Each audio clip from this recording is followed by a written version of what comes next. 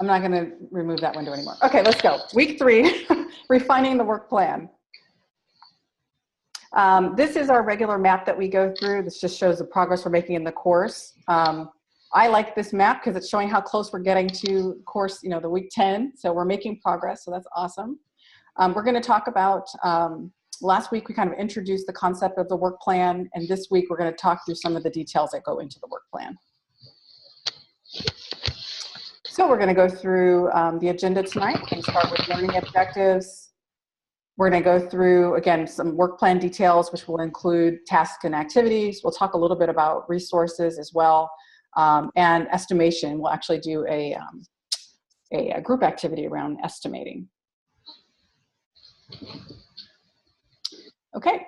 By the end of this module, we're going to basically be filling out your work plan, as some of the assignments this week relate directly to the work plan. So what we'll be doing in this webinar, as well as some of the activities and reading that you're doing through Canvas, will help support building out your work plan.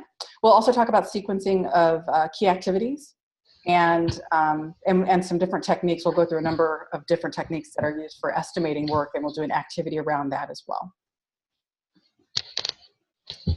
Okay, so there are a number of work plan deliverables, and for this course, I wanted to focus in on this list here because by the end of this course, we'll have touched each one of these documents or artifacts in one way or another.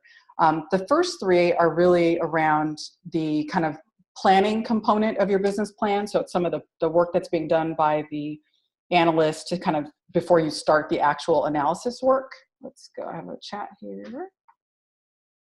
Excellent. Okay. And the other 6 deliverables are really related to, oh, great, are really going to be related more to the scenario, the Mama Leone's restaurant scenario. And so we'll be leveraging that scenario as we go along throughout this course. And whenever possible, we will use these kind of deliverables to really ground ourselves in how we would leverage it in a business scenario. So using that restaurant scenario as an example, we'll walk through kind of a risk analysis of some of the choices to make around, how best to bring in additional revenue. We'll do a gap analysis because we'll select a solution or 2 and determine, what is the difference between where Mama Leone's restaurant is today and where she needs to get to, and what needs to happen in order to facilitate that. We'll do a SWOT analysis, so we'll introduce that technique and we'll perform that. There's also feasibility assessment. The last 3 are kind of very tightly coupled. And so because we have this course on a weekly basis, we'll touch on those in individual courses because there's a lot of content there. But the last 3 really help build up to what's going to be your final and some of your final deliverables. So at the end of this course, what you're going to have is we're going to analyze a problem, which we've kind of already started introducing some of the problems, potential problems. We'll look at some solutions. And then we'll kind of do an assessment of what makes sense. What's the best path forward? What makes sense, in terms of timeline and resources and organizational capability and market conditions. We'll do a little bit of that. We won't go deep, but we'll do an analysis and just decide whether, what solution might work best. We'll basically do a weighted ranking of various solutions so we can justify why we would recommend one over another. We'll do a cost-benefit analysis and look at, again, the total cost of ownership of implementing a new solution. And then all of that's going to fold into ultimately a business case and proposal. So that's how all of this kind of fits together. And we'll be building on that throughout. Any questions I can answer for you? Okay. All right. So now that you know kind of some of the deliverables, if I could talk, some of the deliverables we'll be working with, we're going to really start talking about some of the tasks and activities. So the objective here is as you're kind of creating these or trying to understand what tasks and activities you need to capture in a project, if you're working with a project team, you really want to engage all of the stakeholders to make sure that you're capturing not just the obvious tasks, and activities that need to be done to support any deliverable. But there may be things that you're not thinking about, or I would call them just one-offs. Sometimes people have historical knowledge and experience in a certain area, and so they may be thinking of something from a totally different perspective, and make sure that that gets included in your initial planning. And so it's just important to include, the project team up front and solicit input for all of the tasks so that you can be fairly confident that you've captured, a great number of them up front. That's not to say that you won't learn more as you progress in the project and the analysis and include additional tasks, but you want to start with a fairly robust list. Okay, tasks and activities. So when you look, there's a lot of different definitions you'll find for tasks and activities, but typically a task is an activity, and an activity is really something that you're going to accomplish within a specified period of time. And you're going to try to limit your tasks. We're going to talk through some of the potential tasks. You're going to try to limit them to short descriptions. So, and the thinking there is, if you start to expand, if your task is too long or you have multiple sentences, then there's probably multiple tasks in there. And so you really want to focus on what are you trying to get done? What do you need to get that work done? And then you start looking at whether there's dependencies on one task or another so you can sequence them appropriately, or find out, from a timing perspective, when you reasonably could even start them or finish them. And then again, just making sure you're including additional, the subject matter experts as part of this process. That's one way to make sure that you're, again, capturing as many tasks as possible. Over on the left, you'll see just some examples of what might be more of a robust task description versus a non-robust one. So you could, you could be very explicit about, okay, you need to paint each wall, right? You could say that. Or you could just say paint, but that's not descriptive enough because what are you trying to paint? And so getting to the right level, which is the bottom one there, what are you trying to paint? Paint the bedroom. Most folks are going to know that means you probably want to do all 4 walls. You could do a feature wall, right? So you might word it differently if you just wanted to do a feature wall, in which case you might use, a north, east, or west descriptor as well. So we'll talk through that a little bit more on this next slide. So this is an example of, so on the left, I have basically that list of deliverables that we started with a couple of slides back. And then I took the change control process as an example. You will have an assignment around really developing a change control process. And this is one way to break down that task, right? This is not a right or wrong answer here. There are certain things that you're going to need to do in order to develop the change control process. And this is an example of what that might look like. So you're probably going to need to know who are the stakeholders in this process. So that might lead you to creating a RACI matrix, because you're going to want to know, who has the authority to submit a change, who's going to assess a change, who's got the authority to approve it, and then ultimately who's responsible for maybe communicating that out and updating documentation as a result of the change. You're also going to want to identify what types of changes are in the scope of this particular process. And make that very clear up front, so everybody's working from the same set of assumptions there.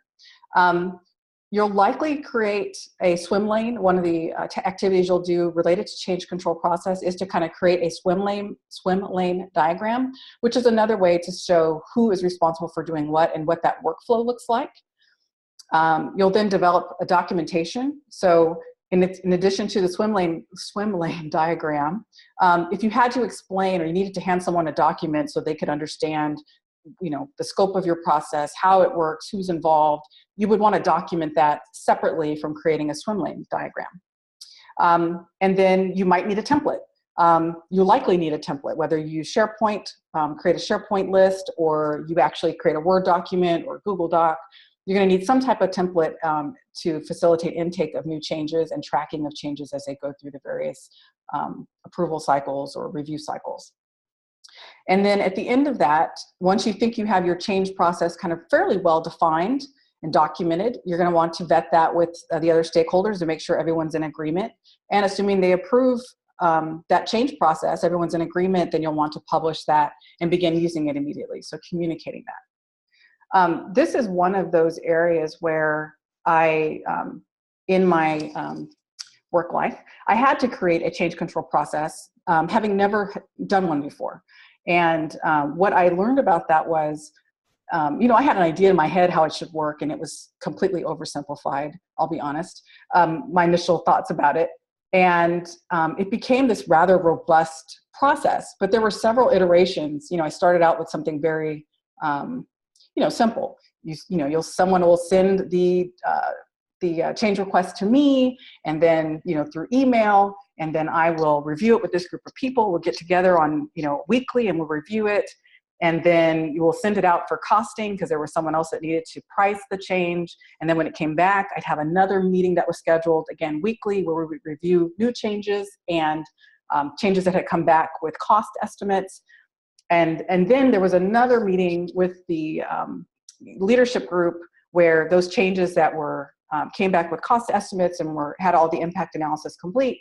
We would go into that meeting with a list and review it with those stakeholders, get their feedback. And at the end of the day, if they signed it, we would then, I documented in a log. I had an Excel spreadsheet, and I would send an email with a PDF attachment because it had to be, signed. It needed to be a signed copy to be official.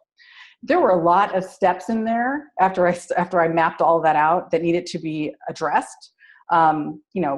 One of them is just having kind of a standing meeting and then being able to track status of change and communicate status of changes, because, no sooner than someone submits something to you, they're immediately saying, well, where is it? And when's it going to be done? And when can we implement it? And how does this line up with the next change window? So there were just a lot of steps along the way that we had to keep changing. I think probably for that particular project, which is a multi-year project, we probably modified the change process, I would say, no less than 9 times. Now, this was not like dramatic changes, right? The basic premise stayed the same, but we did, in order to create efficiency and have less meetings, we started using things like what you can do online using SharePoint to track the status of changes, so people could then go there and see where their change was. We would basically then add in there the cost estimates when that came back. Then we had an architectural review board, totally separate from having a big group of people that would just look at the changes and then feed that input back to me. And then at the end of the day, I basically had to run around and get signatures of people because we still need a wet copy, and somehow store that information on SharePoint in a place where people could find it, which meant we had to think about having a unique identifier for each change, who needed to be communicated to for each change. And then also, depending on the cost of the change, who needed to approve it, because it wasn't always the same person.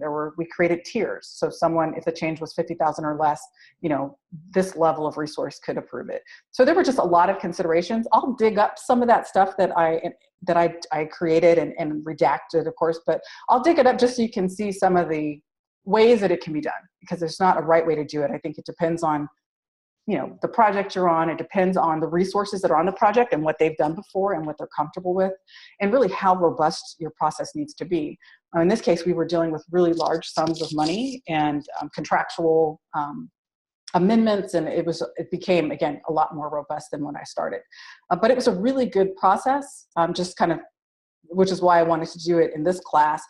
If you don't have experience with it, it's a good way, in a painless way, to kind of be creative. What do you think is a good change control process? And then as you start to document that and think through it, you're going to change things, because there are going to be things that come up and you're thinking, oh, I could do that better or differently. So it's a good way to do it. So any questions about that? And it's been a little bit of time there, but any questions on change control process, or really the way that we've kind of broken out that particular deliverable into multiple tasks? Okay. All right. Task sequencing. I've talked a little bit about this, and we'll actually get to it more when we talk about dependencies and sequencing based on dependencies. But sometimes certainly the life cycle that you choose will dictate when and how you sequence tasks. As we talked about last week, having a waterfall or predictive methodology versus more of an agile methodology, the timing of those tasks is completely different. But these are some of the considerations that you'll need to take into account when you're thinking of sequencing tasks. So there's some things that are just going to obviously and logically fall behind other tasks. Sometimes you might have resource constraints or something you need to do sooner, but you don't have the resource to do it. So these are just, again, some of those areas that will really impact how you sequence the tasks to be done. This is also just another view of that. So over on the left, you see basically from a project management perspective, you'll be more familiar with these over on the left, which are just really types of dependencies.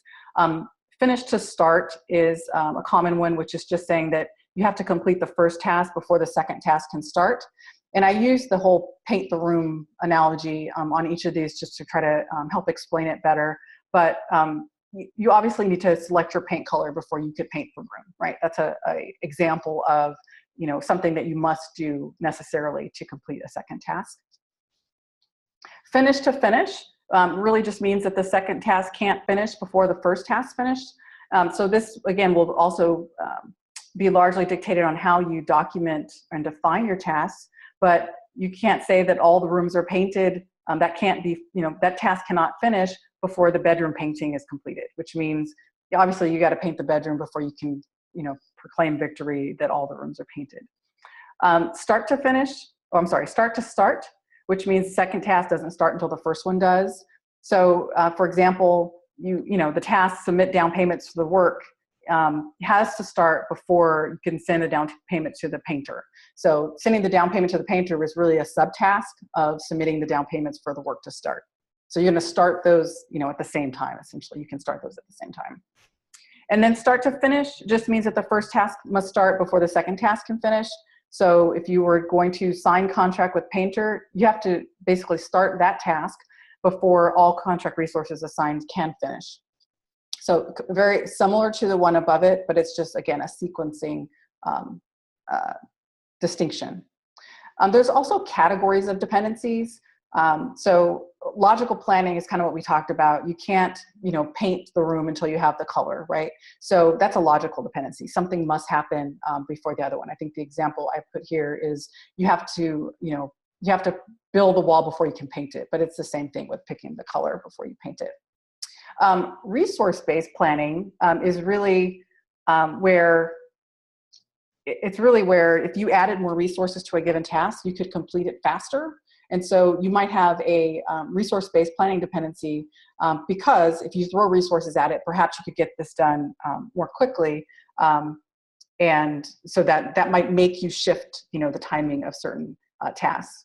And then preference planning dependencies is one I hadn't really thought that much about until I started putting these slides together, but it's a good one, because what preference planning dependency is just means that you probably could schedule these tasks in a different way. They don't necessarily have to be scheduled the way that you have, but someone has a preference to do it that way. And that just might be they've done it that way before, or they're more comfortable with this set of tasks first, so they want to do those. Or these tasks are more complex, so they're going to need more lead time, even though they could do them later. So that's just a preference. It's really just preference-based. It doesn't have anything to do with logical sequencing or dependencies, or not dependencies, it is a dependency, but it doesn't have anything to do with logical timing of tasks. Any questions before I go to the next page? Okay. All right. Okay, resource loading. What I want you to take away from this slide is really the BA's role in resource loading your work plan.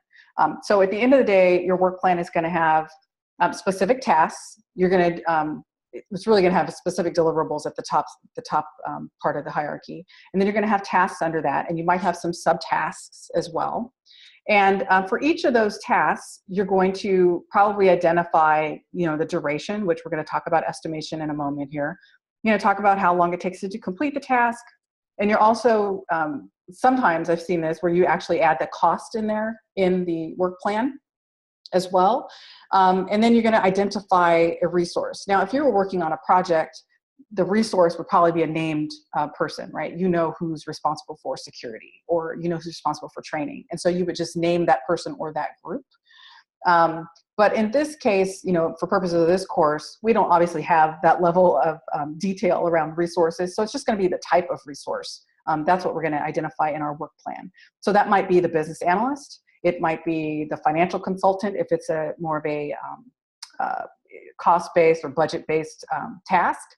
It might be, the chef in this case, if it's something that's happening with the menu or the kitchen. So it's really just identifying the kind of role primarily for purposes of this course. But typically in a project, you would have it a lot more granular level, probably to the individual or perhaps at least the organization or department responsible. And the VA's role here when you're developing the work plan, and the idea of adding resources early on, is that you're identifying where you don't have resources to do the work, which is obviously an important component, and it's going to impact your ability to deliver something. And so the BA should be looking at where you have, perhaps you're relying on one resource for a number of tasks, which means they probably can't do all those tasks in that time period, which might mean you need to add additional resources. Or you just don't have anybody at all. So you have obviously a resource gap that you'll need to fill. So that's another good reason to add your detailed list of tasks and also who's going to do what. Okay, RACI and RACI. So you've probably heard of a RACI matrix. It is, responsible, accountable, consulted, and informed. Pretty standard technique. Doesn't have to be a beautiful template or anything like that. But I also added RACI, which adds a supportive role. And this is just based on a project, some project experience that I had, because it was a foreign concept to me until then. But it was important in this particular scenario to identify, there were resources who were actually doing a lot of the, the groundwork, quite frankly. They were doing a lot of the work. They were supporting, a director or supporting people, a project manager. But they didn't really have a role in the RACI. And so I think on one of these projects, we really wanted to identify where we had, it was really more at the organizational level, where we had different organizations kind of supporting deliverables. And the importance there was also to call out a dependency on organizations that were really outside of our control, but they weren't directly accountable or responsible for project deliverable. Now, I haven't used this very often, the supportive role, maybe twice ever. But I wanted to show it to you just so that you kind of had it in your toolbox. Basically, you may find a project that really, it makes sense to have that role identified, in which case, you can add it in. It's not like a new or novel concept. You can, Google it. It's available online. I just had not been familiar with it until fairly recently, a couple years ago. You can read through these descriptions on what a RACI is. And I think Chris, if you're in her class, she's also covering this probably in a little greater detail. I think the one distinction here is that the accountable role, there can only be one individual accountable. So that's just one of those rules. If you have two people accountable, you probably have a problem in terms of, there's not really, we call it one throat to choke, right? At the end of the day, there should be one person who's accountable for delivery. And so don't ever have two in your RACI. Any questions on the RACI? Okay. Has anyone on the call used the supportive role before or heard about the supportive role before?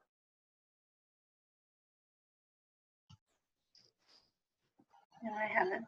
Okay. Well, I appreciate you coming off mute for that. Every once in a while, it's good to know I'm not here by myself. So thank you for that. Okay. Estimation. So obviously estimates, they support your decision making, and at the end of the day, we always start with an estimate of how long something's going to take, how much something's going to cost, our ability to deliver it. We're always estimating, and hopefully that's based on some past experience, right? If you've done it before, it's a lot easier to estimate how long it's going to take to do it again. But oftentimes, you might find yourself in a situation where you've never done it before. If you had asked me when I started the change control process, when I knew that I was responsible for developing that, if you'd asked me how long it was going to take, I would have estimated, because I hadn't done it before, maybe a week, right, to actually get everything documented and feeling comfortable with it. And it took several weeks. Part of that based on lack of experience, and also part of it based on just needing to bring in more people and really tweak it. So in hindsight, I probably could have cut that time down a bit by having more people who had done it before, perhaps, getting involved. But at the end of the day, the lesson there is that you estimate things, your accuracy, your ability to estimate accurately is going to be largely based on past experience more than anything else. So we're going to talk about a couple of different techniques over the next couple of slides. And some of these, I had most of these we don't typically use, at least in our organization. A lot of the work that we're doing is not necessarily, new and novel. They're variations on different projects that we've done before, sometimes with more complexity, or sometimes we're relying on a third-party supplier, and so they're providing an estimate because they have the expertise and they know how long it's going to take. So we'll talk through some of those estimation techniques so that you have a better understanding of them. And again, we will do an exercise related to those. But one of the notes here, at least in the deck, is, while you might learn a new technique and you might actually find one that's very useful for the particular project that you want to apply it to. But the reality is that it's very hard to kind of pilot a new estimation technique and get people to kind of buy into it when you're actually just trying to get the work done. So one good way to do it is if you identify a technique that you think you should start using, start to socialize that before you actually need to use it. And maybe go back and look at, take a project that's already ended or an estimate that's already in place and go back and kind of take a look at it using that new technique and see if you were closer, based on, the performance of the original estimate or how close the original estimate was. So again, I'm not discouraging you from using new techniques. It's just, you probably have to take a little time to socialize them before you can actually use them effectively in your organization. All right, we are going to talk about, actually I think there's 8 we're going to talk about, but it won't be that painful. So there's a couple different techniques, bottom up, which is really, which we're gonna actually do tonight. So basically the bottom up technique is when you have the high level deliverable and then you have these sub components underneath, right? So you might have all of the tasks that you need to get performed in order for you to deliver the top level task. And so in the bottom up, you actually look at each of those individual subtasks and you do an estimate for each of those. And then you sum that up and that represents the estimate for that deliverable. So that's one way to do it. It's obviously more granular than this top-down approach, which is the next one. Now the top-down approach is exactly the opposite, right? You're just going to estimate how long it's going to take you to do that initial task. So in the change process example, if I had estimated how long it was just to create that change process, I might have said 1 week, which I would have been wrong. But if I had actually taken the time to break down that process into the steps that I showed you in that prior slide, I would have probably thought about it differently, which is, oh, I actually need time to get these stakeholders together. I need time to do the graphical representation of the process. I need time to create a template, right? I might have thought about it differently. I might have still said a week in my ignorance, but I would have had another opportunity to look at kind of the level of complexity of each of those subtasks and how long it realistically would have taken to do them. I might have come up with a different estimate altogether. I think it's important that just on the left there, the note, this is iterative. If you're creating an initial estimate, I think it's important to obviously, just document what assumptions you're making to support that estimate. And then as you get more information, you can revise your estimate. There's a question I have later on in this deck about, culturally, sometimes people don't want you to revise your estimate, but if you, write down your assumptions, write down your confidence level in the estimate, and have that documented, I think it's just a good kind of baseline. And then as you get more information, you can update your information and your assumptions, and also update your confidence in the estimate. So just expect to refine it as you get more information. Okay, rough order of magnitude. We use this one quite a bit in our org, which is just before we spend too much time getting down to the details of how long something's going to take or how much it's going to cost before we start engaging a bunch of different resources, we just do a ballpark, if you will. And so it's plus or minus 50% accuracy, which makes it, I would argue, I don't know how useful it makes the estimate at that point, because you can't really rely on it that much. You're not going to actually seek funding based on a rough order of magnitude. But what it does is it's kind of a starting point. It's just saying, hey, I've thought about it. I think, here's my first initial swag at this without knowing. You might do a little bit of analysis, right? But you're not going to spend a lot of time and a lot of effort doing analysis, and you're going to come up with an estimate. It could be plus or minus 50%. It might be a little bit more confidence level if you've done it before, but it's a best guess based on what you know. Oftentimes we'll use this in my organization. We did it last year. Actually, we had a lot of work coming up, a lot of infrastructure work, and looking at really refreshing, technology in an unfamiliar environment. And so because of that, we could base, our rough order of magnitude was based on what we did in our current environment, which we obviously knew very well, but then adding in some, variability for all of those unknowns that we knew that we didn't know, right? And so, so that one we did a ROM, and as it turns out, the good story there is our ROM, I think we placed that ROM at about a 50% level of confidence, and then we just, like this week, finished the full assessment work, and we were off, I would say we were only off by about 20%, which is actually awesome in this case, but it was 20% more, but based on our ROM, it was actually, pretty decent estimate. So it actually worked out well in that case. Parametric is another estimation method. So it's just based on having done the work before. Basically, if you've done this work before, you've done this type of software upgrade before, and most of those parameters have stayed the same, you can pretty accurately estimate how much time, effort, and resources it's going to take to do it again.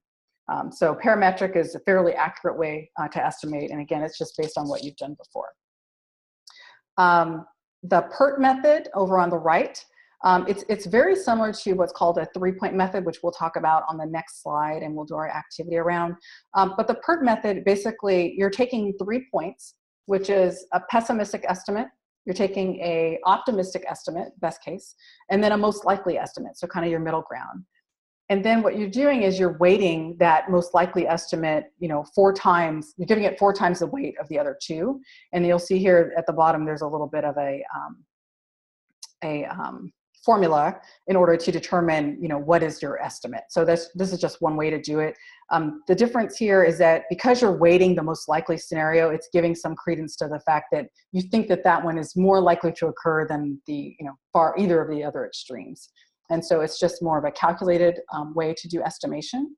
It is more effective if you have some historical data and historical context, because then your pessimistic and optimistic are not too extreme, right? 3-point we're going to do, so this one is very much like the PERT. The only difference is you're not using that weighting factor of the most likely. So you're not weighting that one differently, you're weighting them all the same. And this one is preferred over the PERT method when you don't have a lot of historical data. So it's really kind of a more refined best guess, but at least you can say it's based on something. But it's really a simple average of 3 different points. Delphi method is another one. This one is interesting. If you're not familiar with it, we don't use it at all. But typically, this is kind of an iterative estimation method where you bring a bunch of experts together and you get their estimate. And then those estimates get summarized and reported back out to the group. And then they revise their estimates further. And the idea there is you continue to do that. And I think it's like 3 or 4 cycles that you do that exercise. And the idea is that eventually they'll reach consensus, right? You have all these, smart people. Once you have those initial estimates and people are talking about, oftentimes it's anonymous responses, by the way. But once you have the facilitator kind of summarizing the estimates and kind of reading back that information, people start to revise and, consider different things and like, maybe. And so through an iterative process, they reach consensus, and that's the estimate. I would say very, time consuming. Obviously, it needs to be facilitated. It needs to be facilitated in a way that keeps these responses anonymous. And the reason for that is because obviously if you have someone, the VP of the company is in there and he's saying, this is my opinion, people are more likely to follow suit and just say, yep, that sounds good. That sounds right. They said it. Whereas if it's anonymous, then everybody's estimate kind of gets the same weight. And they can talk through it. And again, the objective there is to reach consensus after several cycles. And then the last one over here is kind of a rolling wave, which is, in short, it's basically you have an estimate and you elaborate on it as you get more information. So you might, if you have a number of deliverables, you might take, the ones that are occurring probably, let's say, you'll take the ones that are coming up quickly, and do some estimates just based on that small piece, because it's, you know, those better, or you're more prepared to deal with those, and you'll save the other deliverables and estimates on those deliverables for later. So it's really just, it's also called progressive elaboration. So you're just doing it over time. Any questions about any of the ones that I just covered? I actually had a question. Yes. For the PERT that you were just mentioning, Yes. why was it divided by 6? Was there a is there a base? Is that just a base formula, or is it based off of something? It's just it's a point value. So it's the pessimistic, optimistic, which are each one, and then the 4 for the most likely. Oh, so the 2 plus 4. Yeah. Got it. Okay, great. Thank you. Yep. Good question, though. Okay. We are going to do an exercise, and the way that we're going to do it, so we're going to do, I'm going to give you 2 scenarios. We're going to talk through it first, and then I'm going to put you guys in groups to work through both of the scenarios, but I'm going to tell you what they are first. So we're going to do a bottom-up estimation and a 3-point estimation, and I came up with 2 really simple real-world scenarios, so that you won't, have to spend a lot of time on them, but they will kind of give you a sense of how one estimation method is different than the other. So if you were on the first class, you had the pleasure of experiencing some of the confusion when I just sent you guys to groups and I didn't tell you what group you were in. So I learned from that. So I'm going to tell you which group you're in before I actually send you to the workout rooms. And what you'll find in the workout room is that there is a template. And it says group 1 or group 2 on it. So we're going to just do 2 groups tonight. And I'm going to send you the link to this Google Doc in the chat window in just a moment, before I send you to the rooms. And then you're going to do this estimation based on the 2 methods. Now, the bottom-up estimation method, when you get to this template, what you're going to see is the top level deliverable is going to be make pancakes, right? And then there are 3 sub-tasks that need to occur. One is like make batter, right? There's 3 subtasks that need to occur before you actually have made the pancakes. And so that one's really easy because you're just going to estimate the time it takes to do each of those subtasks, and you're going to add them up. And that's going to be the time you allocate towards making pancakes. Now, the beauty and the curse of doing this in groups is you get differences of opinions, right? Depends on how you make your pancakes. Do your pancakes have blueberries in them? That might take you longer, right? But at the end of the day, we're going to come up with an estimate from the group, right? And so you'll see that in the template. The 3-point estimation is actually based on a scenario where you're running some errands, right? In a 5-mile radius, for example. So I think I have you, like, you're going to go fill up your car with gas, you're going to go to the flower mart. This is like a couple of things you're going to do. And basically, you're going to basically estimate the time it takes to do each of those tasks. And you're going to give us an optimistic estimate, a pessimistic estimate, and also the most likely estimate. And again, you'll have to discuss, among yourselves, estimate it, come up with your optimistic, pessimistic, and most likely. And then we'll just do the simple average of that. I'll give you 20 minutes for the activity, so roughly 10 minutes on each scenario. It may not take you that long, and I'll certainly pop in and check on you and let you know when the clock is winding down. I think, are there any questions? And then it's funny, I said, are there any questions? And I kept talking. Are there any questions? So you said that we're given 10 minutes for each scenario, so both groups are doing both scenarios. That is correct, yes. Okay. Thank you for asking that. That is correct. Let's do this. So what I'm going to do, I'm going to stop sharing for just a moment. And I'm going to, first I'm going to send you guys the link, but I need to get out of this view here. Hold on.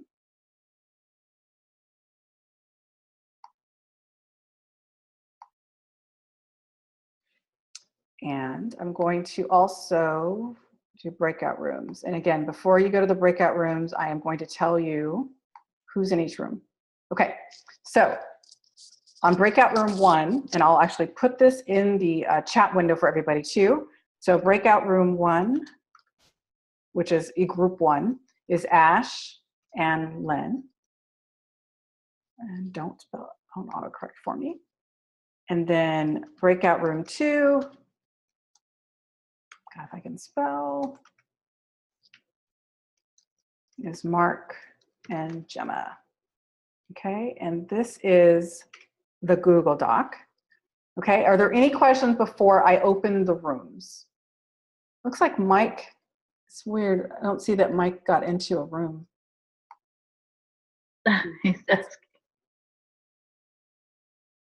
Huh, interesting. He's actually not in here. I'll have to, that is very interesting. All right, Mike, you have to tell us the secret for that one. I'll have to try to send you to a room. But you're not actually showing up on the list. Okay, we will explore that momentarily. Are there any questions before I open the rooms for you guys?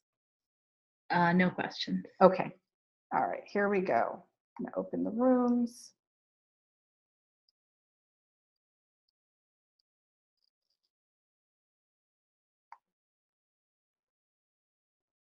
How about that? Yes. Awesome. It was user error. Okay. Okay.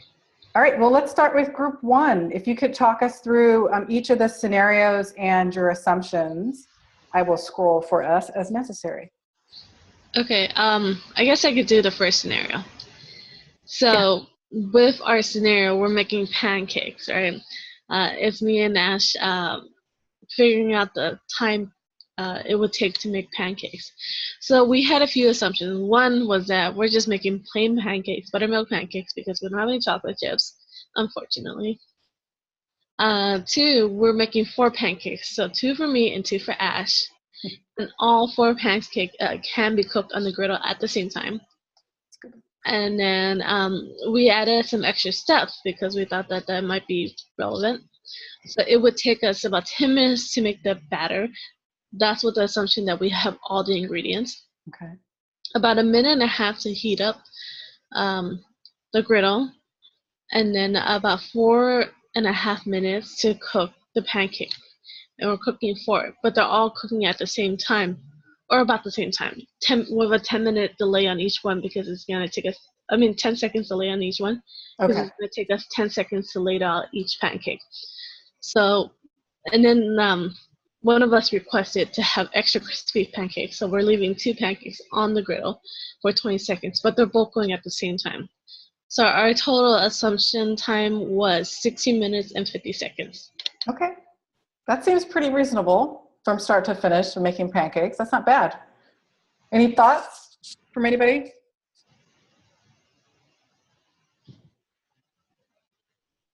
I like your assumptions, especially if they can all fit on the grill at the same time. That would be a consideration, certainly. Yeah, nice job. Nice job. Thank you. And the second scenario. So for the second scenario, we couldn't type for some, we didn't know how to do that because they were typing on that sheet. But so we actually, I think, copied and pasted. Yes, sorry. Sorry about that. Okay. Yeah, we apologize. We actually barged into your sheet. What we assumed was that we were group one. Okay, I'm with you now. Yeah, that's the one. Yeah.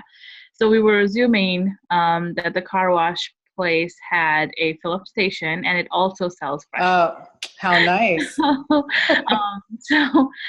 From leaving the house to coming back home, it was only a 60-minute run.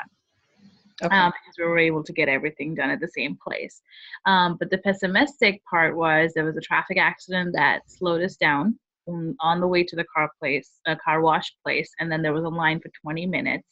So that delayed us by 35 minutes right there. And then we were still typing, and then we got done. Oh, I'm sorry. Sorry about that. Happens. So you're pessimistic. Oh, I see. You were still typing. You got cut off, so you didn't add the time. Got it. Okay. Yeah. Gotcha.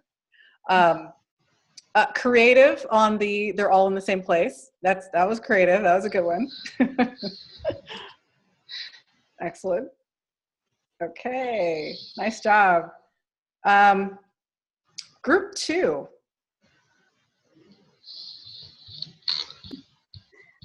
Who is reporting out on scenario one? I could do that. This is Gemma. To prepare the batter, we didn't go into as much detail as the other girls did. It's fine. To prepare the batter, we said it would take 10 minutes. And heat the griddle. We said to heat the griddle while we're making the batter at a low temperature. Oh, okay. And cooking the pancakes, because it's been heating, the griddle had been heating for quite a while. We said it'll take about 2 minutes on each side. Okay. And so then the total would be 14 minutes. And then we had 5 minutes for miscellaneous Okay. ladling part type thing, and so our assumptions were that the grill was functioning well. All the ingredients were all at hand. Yeah. And cooking utensils were also at hand. So Excellent. So you have what, 19 minutes roughly. So you guys Yeah. are actually not far off. Yeah, that's actually pretty good. Excellent. Perfect. Thank you. And scenario 2. do you want to talk to Yeah, in that? this scenario, there was a lot of different variables that you could come up with, like leaving your house, Yeah. just waking up out of bed for having to take a shower, or you just grabbing your things and getting ready to go. We just went with the just grabbing your things.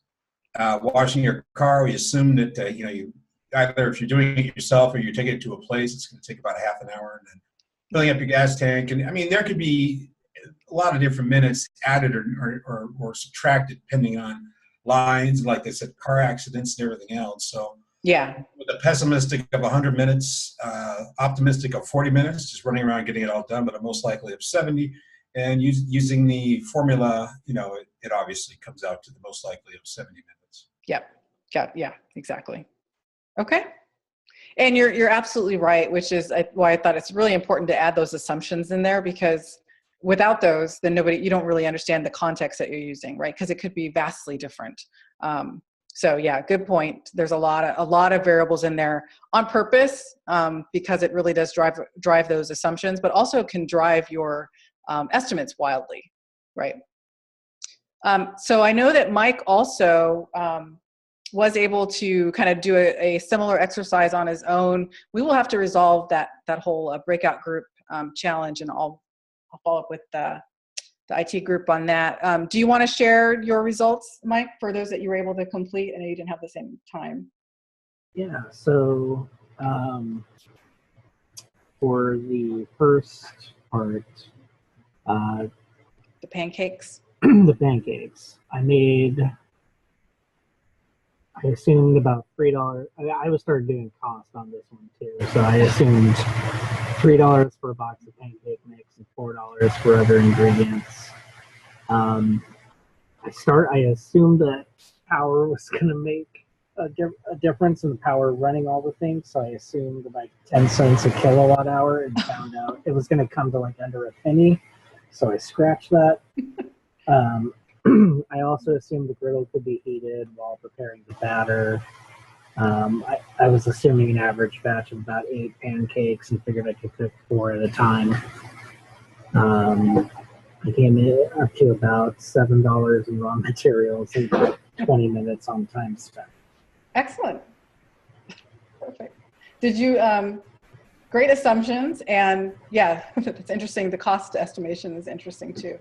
So what you're saying is I should go out and buy the pancakes instead of making them. We could do I guess it depends on where you're going. I guess you can get at McDonald's pancakes for about that price, but probably not at a restaurant. You calculate your time spent, materials, and time spent to prepare the meal. Did you get to the second scenario? I started to do that one. Okay. I didn't really get to thumb through all the assumptions that I could have gone through. Okay. I just made my simple assumptions at first, that traffic is clear, you have your keys and wallet, which is my biggest problem. No line at any of the stores, and maybe some light browsing at the flower shop. Okay. I came up with most likely 60 minutes. Okay. Optimistic 35, pessimistic 120, and my final estimate came out with 65.8. Okay. Excellent. God, you guys all were kind of in the ballpark, which is nice. Ballpark of one another. Let me go back to, hold on. I want to stop sharing that. Okay. And I want to start sharing.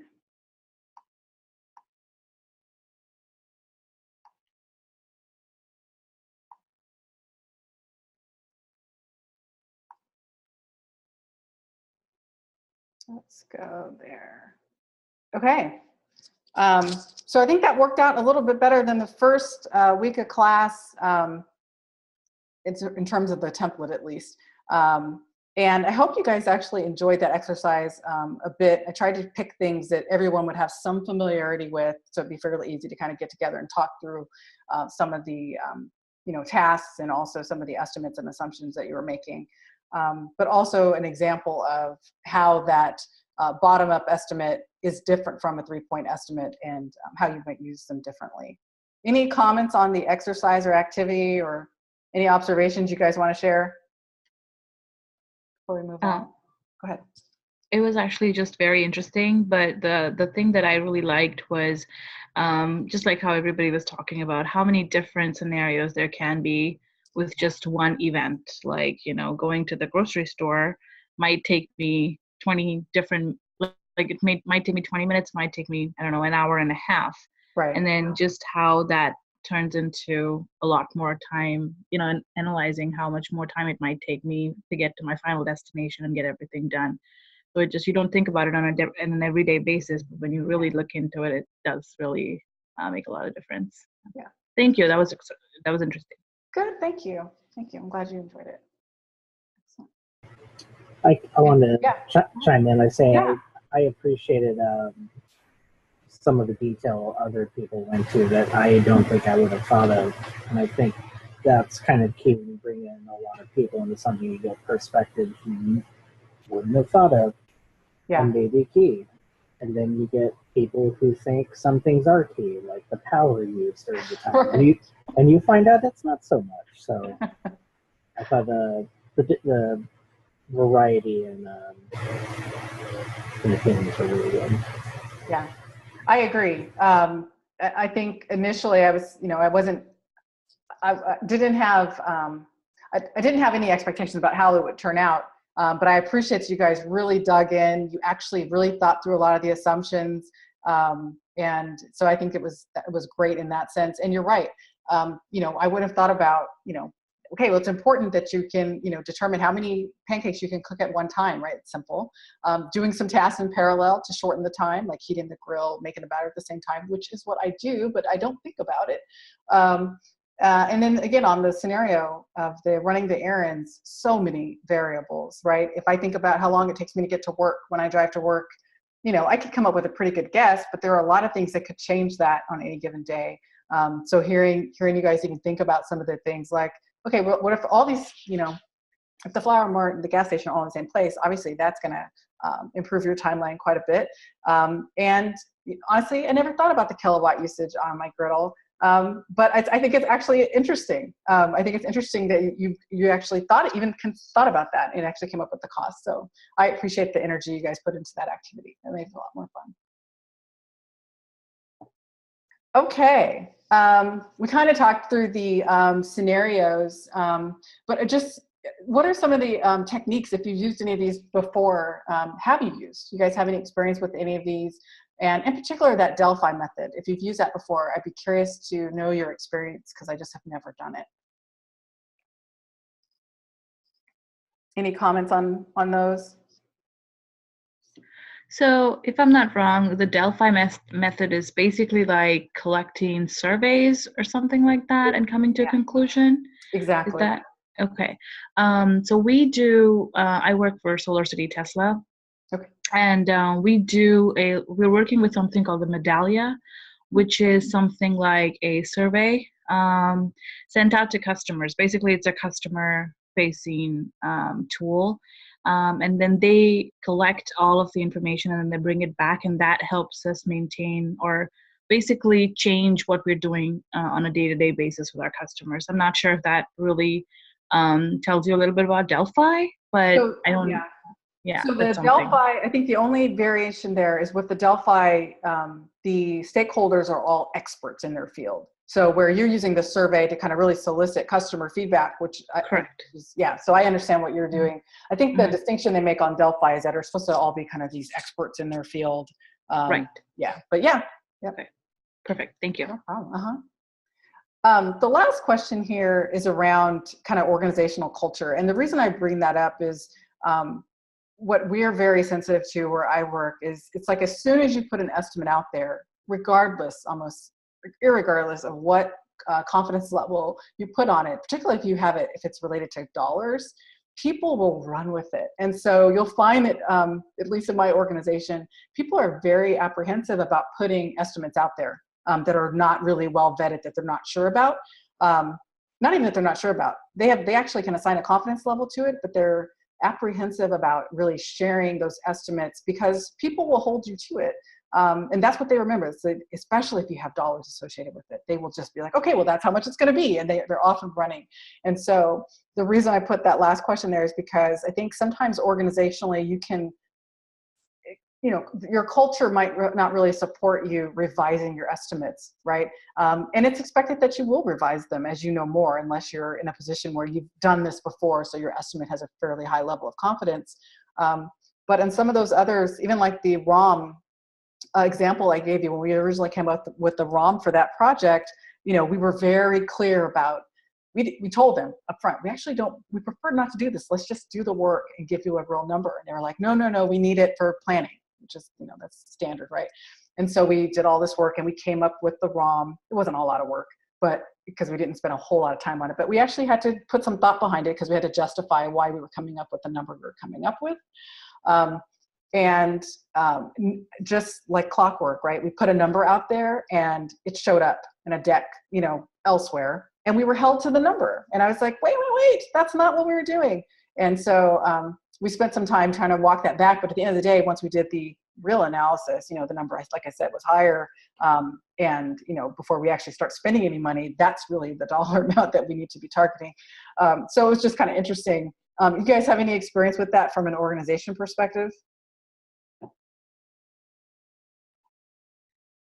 I can't say I have had any experiences. I mean, the customers who do come to Solutions Tesla for their stuff, now that's an external thing, but they obviously, the sales reps obviously give them the estimates first because it is based off of estimates. Yeah. But the question that I had with respect to the estimates is that are the BAs responsible for the expenses leading up to the final number from the estimates? Are they responsible for that to the stakeholders? Like, do they have to account for all that time and the effort and the money that will be spent from the estimates until the final number that they're going to be able to give to the customer or the stakeholders? Yeah. So let me just make sure I'm understanding your question. So are you asking, is it really as part of estimating, is the business analyst also capturing the labor costs associated with building the estimate? Yes. So I would say in my experience, we have not captured that historically where I work. We have not captured the time spent kind of working up to the estimate. But after that we do. So that's just my experience. We have not. Okay. Yeah. Okay. Sure. I would imagine that depending on your organization, though, if you're actually pulling resources from other areas, they might expect, some recharge. Again, depending on how you're set up, they may not be willing to pony up those resources for free. So it definitely could happen. Yeah. Yeah. Okay. Okay. Are we done yet? This is just saying, after you do all of this work, right, you're going to build this work plan, you're going to get in your tasks, and you're going to assign resources and estimates. And you have a pretty good picture of how long it's going to take and sometimes how much it's going to cost you to complete the analysis portion of the work. And then once you get all that together, you're not done because you really need to socialize that plan with your stakeholders and get sign off on the plan. This is really the roadmap for how we're going to accomplish these tasks. These are the resources that we need to engage and should be committed to also supporting the work as we get it underway. And being upfront about any cost assumptions. In this case, it'd be a great time to ask, is there any expectation around recharge for some of this work, right? So getting it approved. I would say that this part, in my experience, really takes a lot of time. Again, the organization I work in, we are very consensus driven. And so it takes a lot of time because you need a lot of, you need everybody to have the same level of comfort before you get sign off and move forward. And that's not always a bad thing depending on what it is, but it just can be time consuming. And so I would say you would want to add in time for socializing, incorporating feedback, and getting final approval on your plan.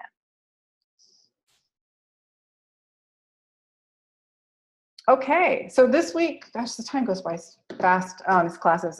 So this week we talked about the decomposition of our deliverables. So identified some of the deliverables that you're actually going to touch or tackle in some way or form throughout this course, throughout the 10 weeks. We talked a little bit about tasks and activities and some of the sequencing and dependency considerations. We also talked about RACEs and RACE with an S, and just the importance of really resource loading your plan so that you're not missing, the best plan in the world without the people doing the work. You're not going to get very far. So it's really just about making sure you have the right resources in the right roles doing the work. And then also that, in some cases you might find, for example, that you need an external supplier. You're going to have to build in time to bring onboard an additional resource. So it's just really identifying where those gaps are early and where you need to fill additional resources, or where you're really depending on the same exact resources over and over again to accomplish many tasks. So just really identifying where those resource gaps might be so that you can fill them and address them early. And then lastly, we talked about estimation. Lots of different ways to do estimation. You're more likely to do it in ways that you've done it before. We talked about some of the, ROM is fairly common, just coming up with a best guess based on the information you know now. But that ROM estimate is not likely actionable, it's just directional. And so the expectation is that you're going to go back, even with all of these methods, you're going to go back and revise them as and if new information becomes available. And hopefully you have a culture where, you can do that. You have the freedom to do that within reason, obviously, right? At some point, someone's going to want to know, how much money do I need to ask for? And how much time do I need to allocate this resource to this work? But getting as close as possible, and almost equally as important, when you're finding that your estimates are wrong, or not wrong, they were right at the time. When you're finding that your estimates are changing, right, because of new inputs, delays somewhere. It could be a number of things. Being able to communicate that and socialize that early so you're not surprising people. People expect change. And what I find is that the biggest thing, honestly, is getting in front of people and communicating early before they have to ask you. So if something's going to change, it's going to impact them, try to get in front of it as early as possible, give them a heads up, and kind of build that trust in that relationship so that when things happen, as they will, people are just more receptive to it. So the people part of it, I think, as a BA is the most important part of this, right? Even if you have all of these techniques down and you've got your templates down and you've done this time and time again, and you're an expert in your field, if you don't have that people component, the soft skills, it really does hamper your ability to be successful and influence people and really get the work done as effectively as possible. Doesn't mean you can't do it. It's just easier when you start trying to build those relationships. So on Canvas, you'll find the reading assignments for this week in the textbooks, or I want to call them reference books. They're not textbooks. In those reference books, you'll find reading assignments that's related to tasks and dependencies and sequencing. There is a weekly assignment that you'll do where you're just going to update your work plan with some of the task level detail. And you will turn that in because you actually created a template as part of last week's work. You're filling in the template further this week. So you'll turn that in. Don't fret over the task detail too much. Based on the estimation activity we did today, I'm not at all concerned about that from this class. But don't fret about the level of detail so much, right? You don't need to have 20 or even 10 tasks for each of your deliverables. Go ahead and go through the reading, see what makes sense. There may be areas we haven't touched on yet, like the business case, right? You might not know exactly what it's going to take to create that business case, but you can derive some of those details from the readings. And you can also base it on your past experience. So there's probably some basic things that you're going to need to do in each of these areas, that you can incorporate into your task list. The objective here is just to give you the experience of adding the tasks and also sequencing those tasks. When do you need to do what? The good news about the way that we've laid out those deliverables, a lot of them build on the others, right? So by the time you get to the business case, it's going to be taking a lot of the data and deliverables that you've created ahead of time to fold into the business case. So you're not going to be starting from scratch in this class. You're going to be building on it as we go.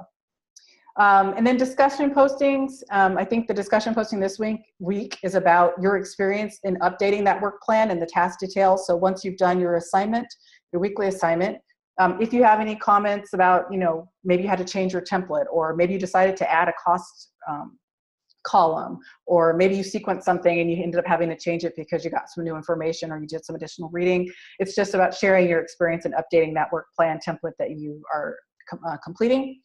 And then the weekly exercise is really just a matching exercise. So there's a template. I'm actually not sure how it looks on Canvas, but if it's not a template, then there's just a matching exercise where it's a description of the estimation technique and the name, and you just match them up. So you could literally leverage the slides from this deck and also the reading material. No surprises in there. It's exactly what we went over today. So it's just to reinforce what those techniques are and how they're different from one another. Next week, we're actually going to talk about risks and issues. So we're going to create a risk and issue log. We're going to talk about conflict, a little bit about personal conflict, like working, preparing to manage conflicts, for example, in requirements, right? And also the people component, some of the soft skills. So we'll talk a little bit about that, kind of conflict resolution. And then also requirements management plans. We will start to frame out a requirements management plan as well, because if you're taking this BA course as a series, there is a requirements course. Course 3 is all around requirements, and we want you to go into that kind of having a framework for the requirements plan. So we'll work through that together next week. And then just a reminder on the discussion postings, you're encouraged to kind of interact with each other, and that gets easier as you work together more, certainly. Not deducting points for not responding to other people's posts or anything like that, but just want to encourage you to, if you see something that someone else posts and you want to respond, it's a good way to kind of continue to build that sense of community. I mean, also encourage you, if you see something interesting or you experience something interesting, or run across an article or anything like that that's relevant to this course, go ahead and post it and share it with the rest of us, because we will all benefit from that. So I want to encourage you to do that. And I think that's it. It's been, I'm looking out the window here. It's actually a really warm day here in the Bay Area. But it's like we're done with the rain for a little while, so try to get out and enjoy it this weekend. And I hope you guys have a great week, and I'll see you guys next Friday. Do you guys have any questions for me before we close tonight? Nope. No. Okay. Excellent. It's been fun. I will talk to you guys next week. If something comes up, just hit me up on campus.